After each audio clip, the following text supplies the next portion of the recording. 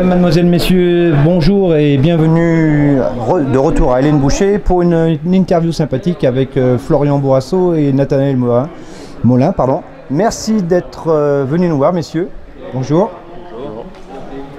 Allez Florian, ton retour à Rouen, un peu secoué quand même, ça a été un peu houleux. Dis-nous ton ressenti sur tes deux parties de la journée là. Alors déjà c'est toujours un plaisir de revenir dans cette salle. Toujours très content, les personnes du club toujours aussi très accueillantes, donc c'est toujours un plaisir. Donc ensuite oui c'est sûr, donc 2 matchs aujourd'hui, défaite 3-1, mais j'ai eu mon premier match entre guillemets en 2 parties où bon je prends quand même 11-0, 11-1 les 2 premiers sets, et après j'ai quand même réussi à revenir dans le match, à essayer de le faire douter petit à petit, 7 par 7, et puis à la belle ça m'a réussi et je finis par remporter le match, donc très content. Puis ensuite donc on est mené 2-1, je rejoue à 2-1 sur le numéro 1 en face, donc Ahmed Desailly, quand même 70 mondial, donc un sacré joueur. J'ai pris 3-0, il a été solide de A à Z, j'ai pas vraiment réussi à le faire douter et il a été très solide et pas déçu. C'est toujours des matchs qu'il faut prendre avec du recul, où on peut voir un peu entre guillemets les défauts, ce que l'autre fait beaucoup mieux, parce que là on voit quand même qu'il joue assez vite et donc c'est super intéressant. Il y aura un bon retour à faire sur ce match.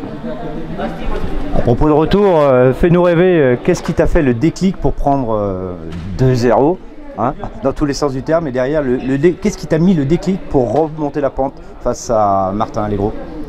En fait, c'est un peu étape par étape. Forcément, je me fais défoncer. Et après, dans ma tête, j'abandonne jamais. Donc j'ai vraiment essayé de choper, mettre quelques points, ensuite essayer de choper le 7. Et après, pareil, quelques points, 7 par 7, et à la belle, la belle c'est sur un 7, et forcément tout le monde peut gagner sur un 7, donc voilà. Mais quand même très solide mentalement, t'as pas craqué, t'as rien lâché, t'as dit quoi qu'il en soit c'est en 5-7, je peux encore aller le chercher. Exactement, le match n'était pas fini, donc il faut toujours un espoir. Très bien. Donc du coup, Nathanaël, là-dessus, toi, ton impression sur le match de Flo, et puis du coup une impression un peu plus générale. Déjà sur le match de Flo, ce qui est bien, il maîtrise déjà bien la langue de bois, donc c'est bien, il n'a pas donné l'option tactique qu'on a mise en place à la fin du deuxième. C'est parfait ça, on va la garder pour nous. Voilà. Mais par contre sur son aspect combattant, c'est une des raisons pour lesquelles j'apprécie ce joueur.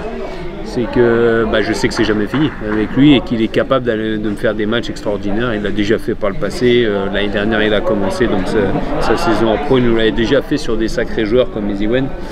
Et voilà, il a réussi encore à prouver ça. Il y a 2 phases en Flo, il y a ce côté combattant qui est une grande qualité, et maintenant il faut mettre de la maturité là-dedans encore pour arriver à mettre cette partie combattant au service d'un plus haut niveau. Quand on a 20 ans, il faut apprendre. Exactement. Ça, Voilà, j'ai une équipe qui est comme ça, qui est en apprentissage. Voilà, c'est bien, il faut former. En plus, vous, c'est quand même bien votre leitmotiv du côté de Metz, la formation et l'apprentissage avec votre structure et votre projet. Parle-nous un peu de tout ça d'ailleurs. Oui, donc on a ouvert un centre d'entraînement, c'est la 4e saison, donc ça fait 3 ans et demi.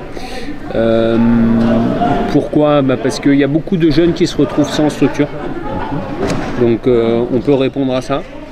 Qu'on pense que le haut niveau c'est pas lié forcément à la fédération, ça peut être lié également au club. D'ailleurs j'espère et je pense qu'avec la nouvelle fédération on aura plus un côté comme ça. En tout cas je pense qu'il faut se rapprocher des clubs. Le modèle allemand me semble un modèle qui fonctionne bien. C'est quand même assez proche d'eux quand même. Oui, c'est vrai. les Suédois fonctionnent aussi comme ça, il y a beaucoup d'endroits, voilà, donc il faut s'appuyer. Les forces en présence dans notre pays, c'est les clubs. Voilà. Alors évidemment la fédération a son rôle à jouer, mais je pense que c'est tout le monde ensemble. Voilà. Pas d'un côté fédération et d'un autre côté les clubs. Et pour l'instant ça a été beaucoup comme ça chez nous. C'est vrai qu'on voit beaucoup qu'il y a beaucoup de joueurs qui jouent en pro, qui, même pour pas dire tous, s'entraînent à l'étranger, parce qu'en France, il n'y a pas forcément les structures pour les accueillir. Exactement, mais et c'est un paradoxe total, parce qu'on a un système aussi qui est complètement pyramidal. Donc il faut casser ça et s'accorder toutes les composantes qui peuvent faire que la France soit meilleure d'un point de vue général. Voilà. D'accord. Donc nous c'est un peu là-dessus qu'on s'est basé pour essayer d'entamer. Alors après c'est un combat quotidien. Faut combattre, il a fallu combattre beaucoup les instances au départ. Maintenant je pense que ça va aller mieux.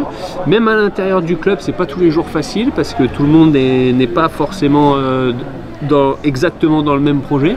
Mais là j'ai espoir qu'on avance bien là, ces temps-ci. Et puis ça marche parce que l'équipe fille aussi elle tourne. Il y a combien de filles dans la section? En fait on a 3 garçons sur 4 de la Pro B qui s'entraînent au centre et 3 filles sur 4 aussi qui s'entraînent au centre.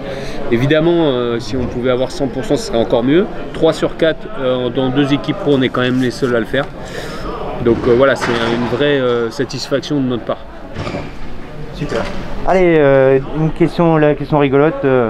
T'as fait ta commande au Père Noël hein? Dis-nous ce que t'as commandé au gros barbu en matière de ping. Hein.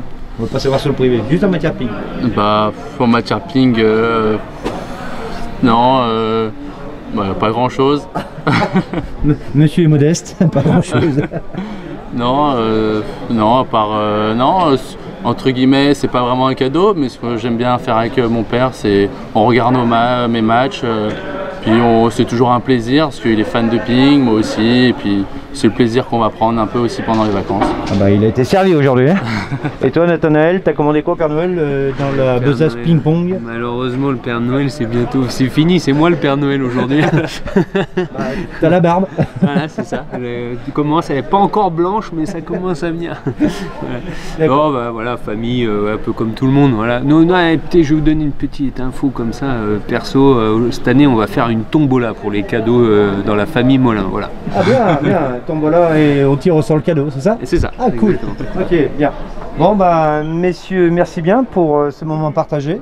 On met ça en ligne et puis on vous souhaite une bonne soirée, de bonnes fêtes. Portez-vous bien. Toujours un régal, Rohan, toujours bien accueilli. Merci à vous. Merci à vous. Bonne soirée.